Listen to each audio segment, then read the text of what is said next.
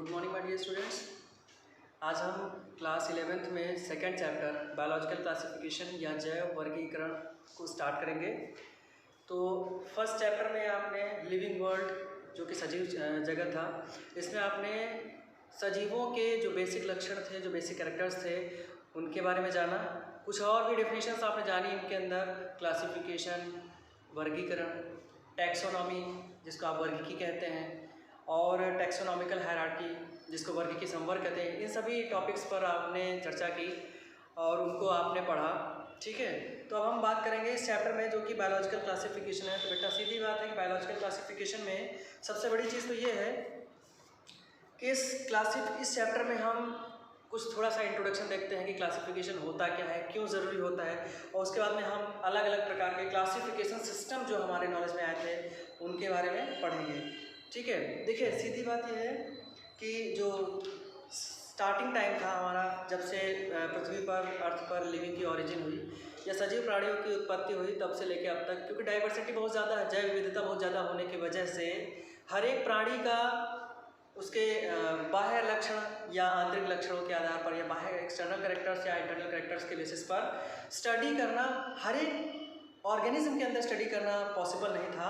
इसलिए साइंटिस्ट ने अपना दिमाग लगाया, सोचा विचारा, और जितने भी ऑर्गेनिज्म थे, जितने भी डाइवर्सिटी के अंदर जितने भी वैरायटीज़ हैं, चाहे वो पौधे की हो, चाहे वो जंतुओं की हो, ठीक है, इन सभी को एक कुछ स्पेशल ग्रुप्स में, कुछ अलग अलग ग्रुप्स में डिवाइड कर दिया गया, विभाजित कर दिया गया, और यह विभाजन करने की प्रोसेस ही या प्रक्रिया ही क्या कहलाई?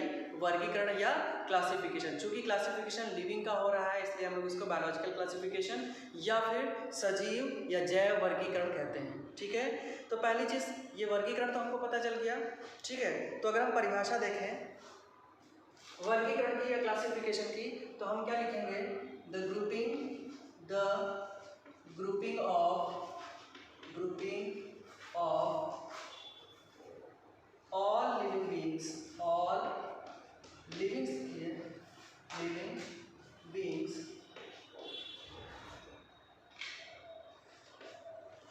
और किसमें ग्रुपिंग करते हैं? Into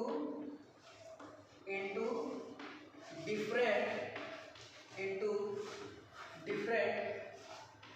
groups. ठीक है, डिफरेंट ग्रुप्स, अलग अलग ग्रुप में डिवाइड करेंगे, अलग अलग ग्रुप में क्लासीफाई करेंगे। और कैसे? ऑन द बेसिस ऑफ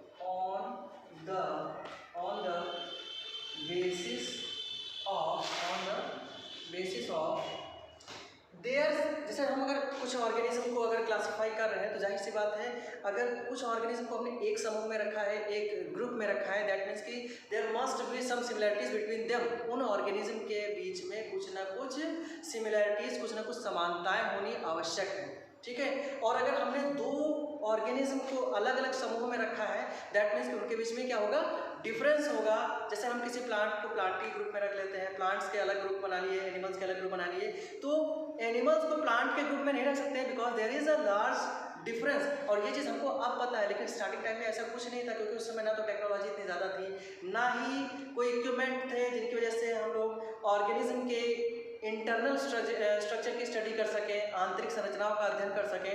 और जब इतनी सारी तकनीक नहीं थी, तो उस समय क्या होता था? पहले देख लेते थे कि जो हमको बाहर से दो ऑर्गेनिज्म के बीच में सिमिलरिटी जैसे दिखाई पड़ी, या डिसिमिलरिटीज दिखाई पड़ी, या डिफरेंसेस दिखाई पड़े, तो हम उन्हीं के बेसिस पर उनको क्या करते थे? क्लासीफाई कर देते थे। ठीक है, तो on the basis of similarities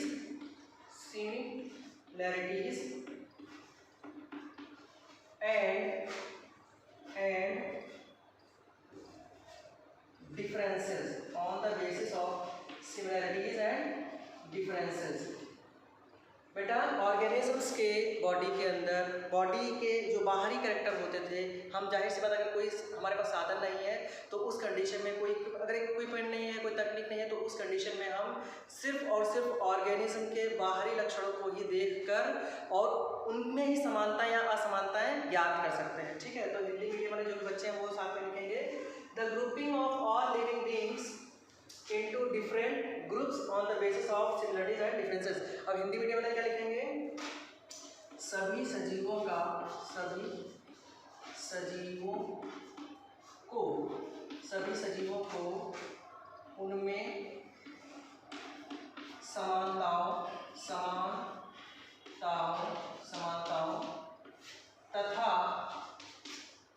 समानताओं तथा अंतर के आधार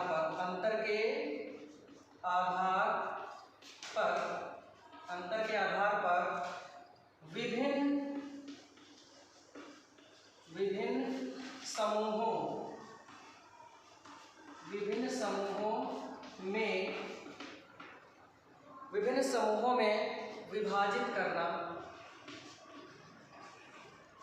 समूहों में विभाजित करना जैव वर्गीकरण कहलाता है।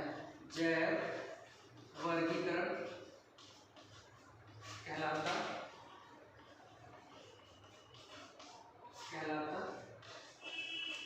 यहाँ पे आप लिख दीजिएगा the grouping of all living beings into different groups on the basis of similarities and differences। यहाँ पे थोड़ा सा आगे आप ऐड कर लीजिएगा is called, और जैसे नीचे स्लाइड में ही आगे यहाँ पे आप लोग ऐड कर लीजिए, थोड़ा सा जगह पे biological classification. Biological is called biological classification. ठीक है बेटा, ये थोड़ा सा स्लाइड के नीचे लिख दीजिएगा। ठीक है, तो ध्यान दीजिएगा कि हम लोग क्लासिफिकेशन, हमको पता चल गया कि क्लासिफिकेशन या वर्गीकरण क्या है। सभी सजीव प्राणियों को उनके बीच में समानताओं और असमानताओं के मद्देनजर रखते हुए उनको अलग अलग समूहों में विभाजित करना ही वर्गीकरण कहलाता है। Means the grouping of all living beings into the different groups on the basis of their similarities and dissimilarities is known as biological classification। तो बेटा ध्यान देने वाली बात है, क्लासिफिकेशन तो हमको पता चल गया, but what is need for classification, क्या नीड है क्लासिफिकेशन के, वर्गीकरण की आवश्यकता क्या है, वर्गीकरण हमारे लिए क्यों जरूरी है। अगर कोई भी जैसे क्यों जरूरी है कि हम इन सभी जो जैसे है उसको वैसे रहने दो, क्या मतलब हमको उनको अलग अलग ग्रुप्स में डिवाइड करना या उनको अलग अलग समूहों में विभाजित करना, इसकी ज़रूरत हमको क्यों पड़ती है क्लासिफिकेशन की। तो बेटा हम देखेंगे इस तरीके से। तो यहाँ पर अगर हम नीड देखें बेटा, जो कि आवश्यकता है क्लासिफिकेशन सिस्टम की, यानी वर्गीकरण की क्या आवश्यकता है, तो यहाँ पर हमको कुछ पॉइंट्स मिलते हैं, जो कुछ आवश्यकताएं, कुछ नीड्स मिलती हैं, जिनसे हमको पता चलता है कि क्लासिफिकेशन इज़ वेरी इंपॉर्टेंट। ठीक है, तो first point is it is not possible to study every organism. बिल्कुल क्लियर है, हर एक ऑर्गेनिज्म को स्टडी करना पॉसिबल नहीं है। इसलिए हम क्या करते हैं कि एक या दो, हम पहले ग्रुपिंग करते हैं, फिर उसमें से एक या दो ऑर्गेनिज्म को हम क्लियर कर उनको क्या कर लेते हैं, स्टडी कर लेते हैं, और फिर मानते हैं कि हाँ बाकी सारे ऑर्गेनिज्म में भी यही स्ट्रक्चर है, यही स्टडी है और यही डेटा उनका रहेगा। ठीक है, study every organism. So classification allows us to study one और two organisms of a group. एक समूह के एक या दो ऑर्गेनिज्म हम स्टडी कर लेते हैं और उस पूरे के पूरे समूह की इंफॉर्मेशन वही आइडियल मानी जाती है। ठीक है, the second point is it gives sufficient information about the essential features of a group। अगर हम ग्रुपिंग कर लेते हैं, अगर हम क्लासीफाई कर लेते हैं किसी भी एनिमल ग्रुप को, तो हमको जब क्लासिफिकेशन करते हैं तो क्लासिफिकेशन करने के लिए कुछ कैरेक्टर्स की ज़रूरत पड़ती है, किस बेसिस पर क्लासीफाई कर रहे हैं। तो उसके पहले ही हम जब कैरेक्टर्स को आइडेंटिफाई कर लेते हैं, तो वह कैरेक्टर्स वे उस पर्टिकुलर ग्रुप के डेटा या इंफॉर्मेशन हो जाते हैं, जो कि बाद में स्टडी करने के लिए ईजियर होते हैं, मतलब स्टडी करने में हेल्पफुल होते हैं। ठीक है, जो थर्ड पॉइंट है with system of classification organisms can not, sorry यहाँ पे थोड़ा मिस्टेक हो गया है, not without system of classification organisms can not be classified. यानी बिना क्लासिफिकेशन सिस्टम के हम ऑर्गेनिजम्स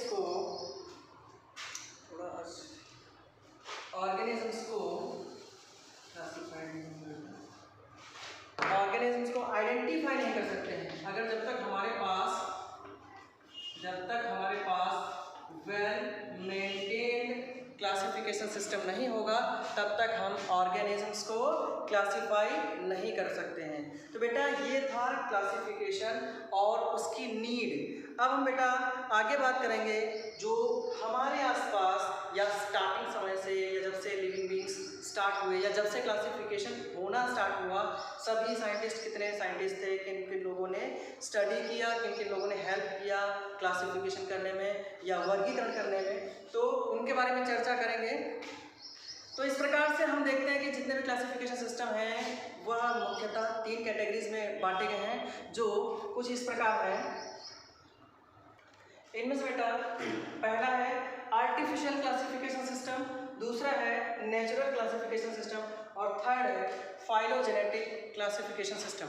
बेटा इसमें समझने वाली बात यह है, जब से लिविंग बींग्स हमारी अर्थ पर ओरिजिनेट हुए, जब से मौजूद हुए और उनके बाद में जब से भी क्लासिफिकेशन या वर्गीकरण करना स्टार्ट हुआ, उनमें से सबसे जो पहला यानी सबसे अर्लियर क्लासिफिकेशन सिस्टम था वो था आर्टिफिशियल क्लासिफिकेशन सिस्टम।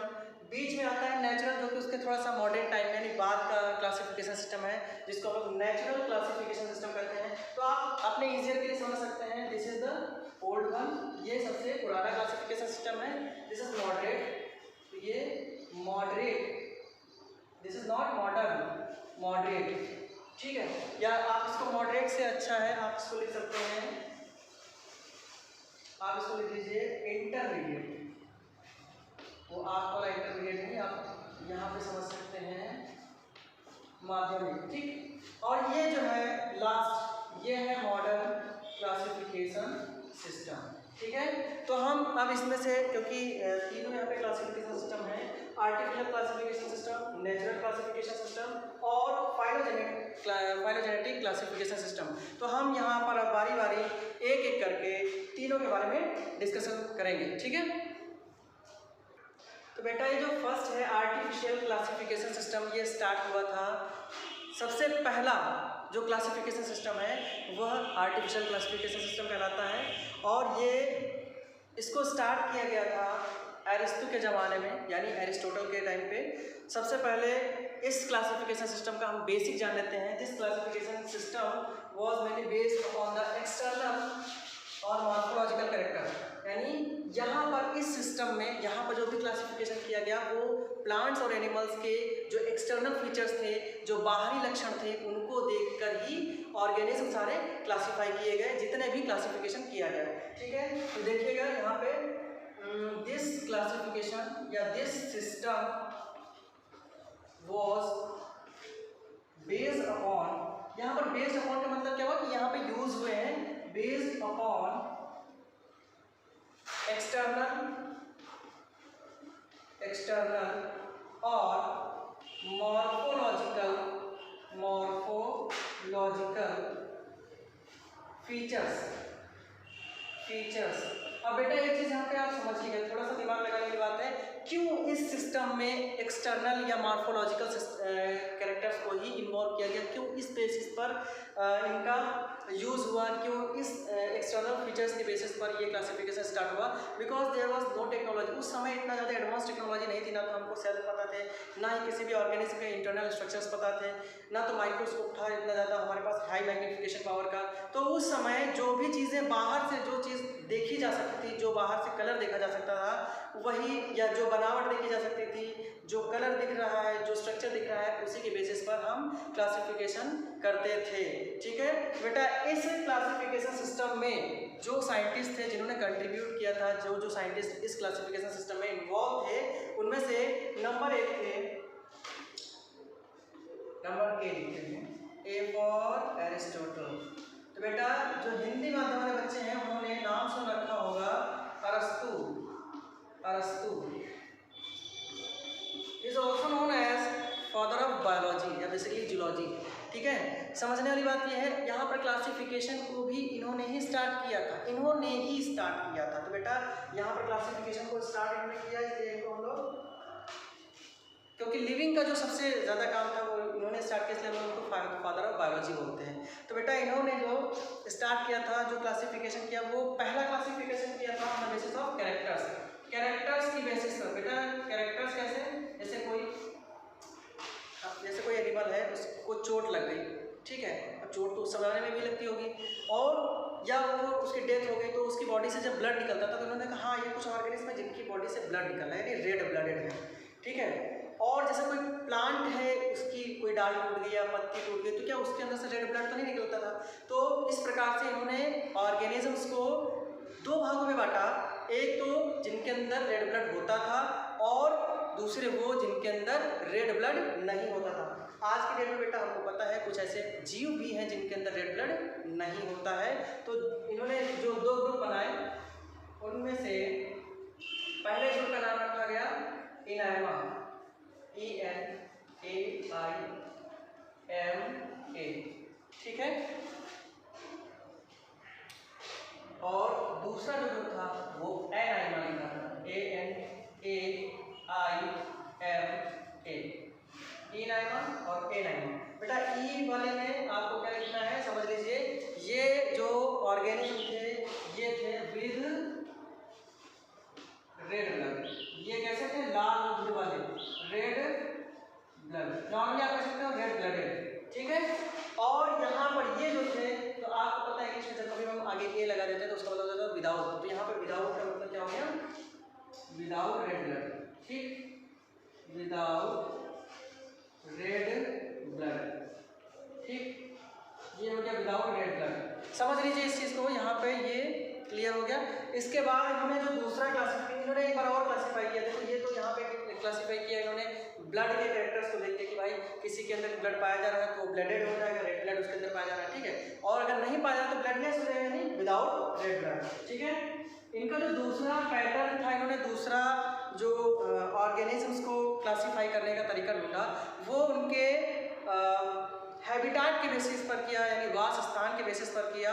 और वास स्थान के बेसिस पर उन्होंने कुछ इस प्रकार से किया कि बेटा अरस्तु ने या एरिस्टोटल ने आप कह लीजिए जो वास स्थान के बेसिस पर जो वर्गीकरण किया वो पहला किया, इधर देखिए अरस्तु, इन्होंने वास स्थान यानी हैबिटाट के बेसिस पर क्लासिफाई किया ऑर्गेनिजम्स को। तो फर्स्ट था टेरेस्ट्रियल मतलब स्थलीय जंतु, ठीक है। स्थलीय जंतुओं में कौन कौन से आते हैं, रेप्टाइल जिनको आप हिंदी में सरीसृप कहते हैं, और कैटल्स जिनको आप जो है चौपायल जंतु कहते हैं, ठीक है, जिनके 4 पैर होते, गाय भैंस बकरी, है ना।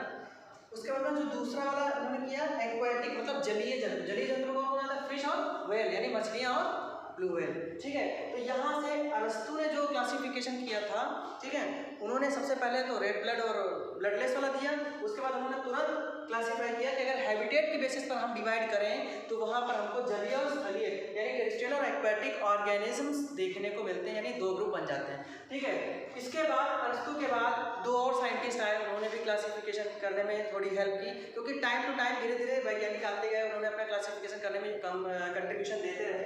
तो 2 साइंटिस्ट थे प्लाइनी और एल्डर, ठीक है, PLINY प्लाइनी और एल्डर, यहाँ पे एंड का साइन लगा हुआ है, ठीक। इन्होंने क्या किया, सारे के सारे ऑर्गेनिज्म को सीधे सीधे डिवाइड किया कि कुछ ऑर्गेनिज्म यार उड़ लेते हैं, कुछ नहीं उड़ पाते। तो जो उड़ लेते हैं उनको हम लोग बोलते हैं फ्लाइट वंस, फ्लाइट यानी उड़ने वाले, वंस मतलब एक वाला है ना, फ्लाइट वंस यानी ऐसे जीव जो उड़ लेते हैं, और दूसरे जो नहीं उड़ पाते हैं नॉन फ्लाइट वंस यानी ना उड़ पाने वाले जीव, उड़ पाने वाले और ना उड़ पाने वाले, ठीक।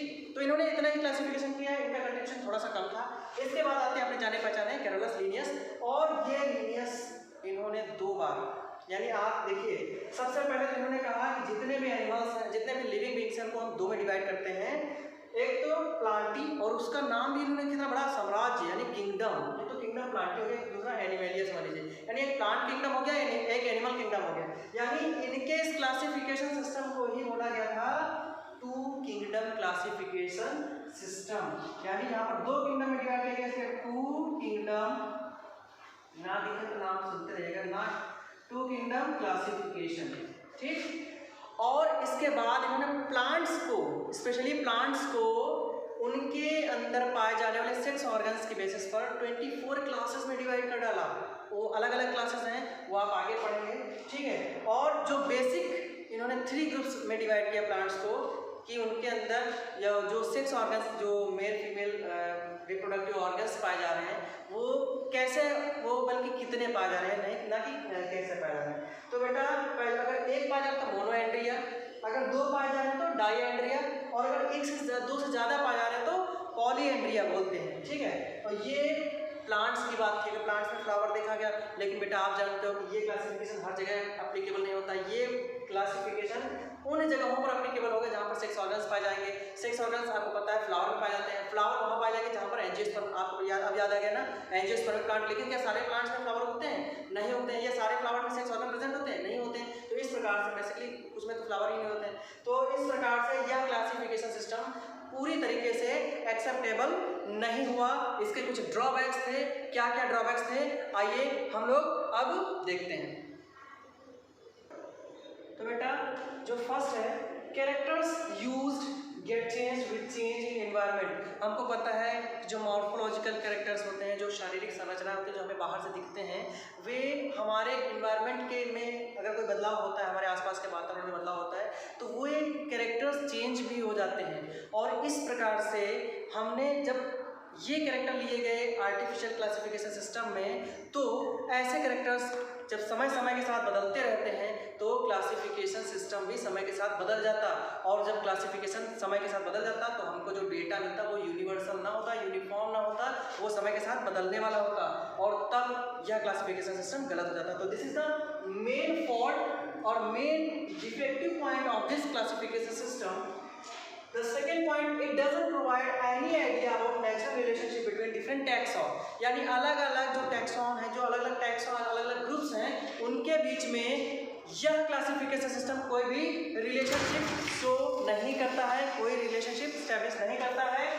Third point, organism of different affinities get arranged in the same group. आप देख सकते हैं, अगर हम किसी भी यहाँ पे कैरोलस लिनेज ने क्या बताया था, कैरोलस लिनेज ने बताया था कि सारे के सारे लिविंग को हम लोग प्लांट और एनिमल दोनों में डिवाइड कर देंगे। तो आप देखिए एनिमल्स में ही बर्ड्स भी आ गए, बैट यानी चमगादड़ भी आ गए, और इंसेक्ट्स भी आ गए। जबकि अगर हम लोग उनका एल्डर वाला यानी बीच वाला जो क्लासिफिकेशन देखें, उन्होंने फ्लाइट और फ्लाइटलेस वाला अपने जो क्लासिफिकेशन सिस्टम था वो दिया था।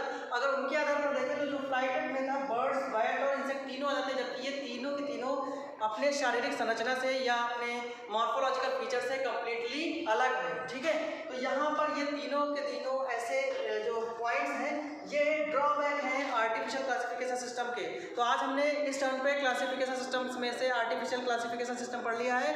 नेक्स्ट टर्म पे हम लोग नेचुरल और फाइलोजेनेटिक क्लासिफिकेशन सिस्टम को स्टडी करेंगे।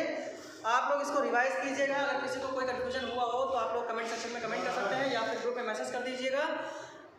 इसके अलावा उम्मीद करते हैं कि आप सब घर पर होंगे, सुरक्षित होंगे, कोरोना से बचे रहें। ठीक है, और आप अपनी सुरक्षा रखेंगे तो फैमिली भी सुरक्षित रहेगी। आप अपना ख्याल रखें और हमारा चैनल सब्सक्राइब करना ना भूलें। वीडियो को लाइक और शेयर करना बिल्कुल भी मत भूलिए। Thank you all.